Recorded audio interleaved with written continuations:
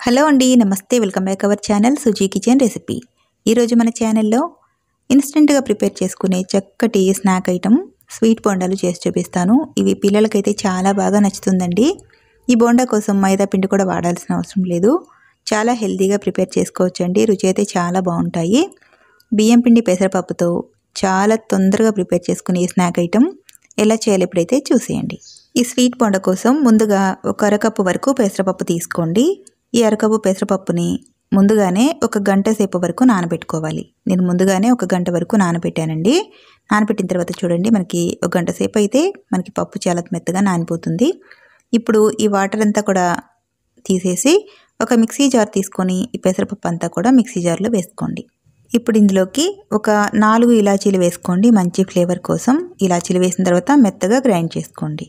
ఇందులోకి వాటర్ అనేది అవసరం లేదండి. ఇలా కొంచెం మెత్తగా గ్రైండ్ చేసుకున్న తర్వాత ఇందులోకి స్వీట్కు తగ్గట్టుగా బెల్లం వేసుకోవాలి. నేను ఇందులోకి అరకప్పు వరకు బెల్లం తీసుకుంటున్నాను. అరకప్పు పెసరపప్పుకి అరకప్పు బెల్లం. ఇప్పుడు ఈ బెల్లం అంతా కూడా కరిగిపోయేలాగా మెత్తగా మిక్సీ పట్టేసుకోండి. ఇలా మిక్సీ పట్టిన ఈ పెసరపప్పు పేస్ట్ని ఇలా ఒక బౌల్లోకి వేసేసుకోండి. ఈ పెసరపప్పు మిక్సీ పట్టేటప్పుడు వాటర్ వేయాల్సిన అవసరం లేదండి.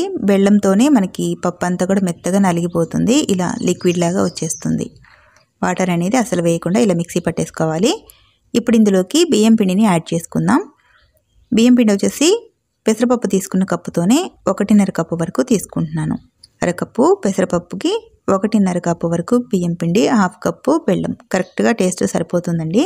అలాగే ఒక 1/2 టేబుల్ స్పూన్ వరకు బేకింగ్ పౌడర్ వేసుకోండి. ఈ బేకింగ్ పౌడర్ వల్ల బాగా పొంగుతూ ఫ్లఫీగా వస్తాయండి. అలాగే స్వీట్ అడ్జస్ట్ అవ్వడం కోసం ఒక 2 టేబుల్ స్పూన్ వరకు షుగర్ వేసుకోండి. ఈ షుగర్ వేయడం వల్ల బోండాలు చక్కటి కలర్ వస్తాయి. స్వీట్ కూడా కరెక్ట్గా ఉంటుందండి. ఇప్పుడు ఈ పొడిపిండి అంతా కూడా ఈ పెసరపప్పు పేస్ట్లో కలిసేలాగా ముందుగా ఇలా మిక్స్ చేసుకోండి. ఇలా మొత్తం కూడా కలిపిన తర్వాత మనకి ఇందులోకి కొద్దిగా వాటర్ పడతాయి. మనకి పిండి అనేది కొంచెం జారుగా ఉంటే బోండాలు చక్కగా వస్తాయి. వాటర్ మరీ ఎక్కువ కాకుండా చూసుకొని కొద్ది కొద్దిగా వేస్తూ పిండిని ఇలా జారుగా మిక్స్ చేసుకోవాలి. మరీ ఎక్కువ జారుగా కాకుండా చూడండి, పిండి కన్సిస్టెన్సీ వచ్చేసి మనకి బొండ వేసేటప్పుడు ఇలా ఉండాలి. ఇలా ఉంటే పర్ఫెక్ట్గా వస్తుందండి. ఇలా మొత్తం కూడా మిక్స్ చేసుకున్న తర్వాత మూత పెట్టి పిండిని ఒక 15 నిమిషాల వరకు నాననివ్వాలండి. ఈ పిండి నానేలోపు స్టవ్ ఆన్ చేసి ఒక కళాయి పెట్టేసుకొని బోండాలు ఫ్రై చేసుకోవడానికి ఆయిల్ని వేడి చేసుకుందాం. ఇలా ఆయిల్ వేసిన తర్వాత ఆయిల్ బాగా వేడెక్కనివ్వాలి. ఆయిల్ వేడిన తర్వాత మీడియం ఫ్లేమ్లో పెట్టేసి ఇప్పుడు పిండి వచ్చేసి మనకి కొద్దిగా నానిందండి. ఒక 15 నిమిషాల తర్వాత పిండి మరొకసారి మిక్స్ చేయకుండా ఇలా కొద్ది కొద్దిగా పిండిని తీస్తూ ఇలా బోండాలాగా వేసేసుకోండి. ఆయిల్ బాగా వేడికి ఉంటుంది కాబట్టి మీడియం మంట మీద పెట్టేసి ఇలా పిండిని చిన్న చిన్న ముద్దలాగా వేసేసుకున్నామంటే మనకి చక్కగా రౌండ్ షేప్లో వచ్చేస్తాయి. ఈ బోండాలని వేసిన తర్వాత వెంటనే కలపకుండా కొద్దిగా కుక్ అయిన తర్వాత ఇలా చిన్నగా కలిపామంటే అతుక్కోకుండా చక్కగా వచ్చేస్తాయండి. ఇవి అస్సలు అతుక్కోకుండా ఆయిల్ కూడా క్లియర్గా ఉంటుంది. మీడియం మంట మీద చిన్నగా ఫ్రై చేసుకోవాలి. ఇలా కలుపుతూ ఉంటే అన్ని వైపులా కూడా ఒకేలాగా చక్కటి మంచి కలర్ వస్తుందండి. అలాగే లోపల వరకు చక్కగా కుక్ అవుతుంది.